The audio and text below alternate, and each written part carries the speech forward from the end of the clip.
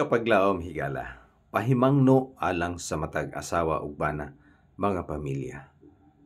Karon pa lang hatagi og close attention ang imong bana, ang imong asawa, imong kabataan ug ang imong mga igsuon. Kay kining mga tawhana mao ra gyud ni sila ang muunong kanimo hangtod pagkatiguang nimo. Ug gani muhatag og atensyon kanimo, muatiman, mupahid og muligo kanimo sa panahon nga dili ka na makahimo sa imong kaugalingon. Pagkaagi ni sila kay kining mga tawhana, kining imong asawa, kining imong bana, maura gyud ni ang imong mauban hangtod sa kamatayon.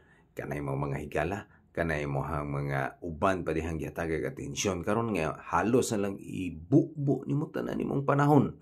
Kanay mong Facebook, inay kategohang nimo, wala na. Busa gaksa imong asawa. Pangkaa og amumaha ang iyong pamilya kay kini sila mo'y mohatod kanimo hangtod sa katapusan gutlo sa imong gininhawa nga magpangga, maghatag atensyon ug mag-atiman kanimo. Ang Dios magapanalangin kanato.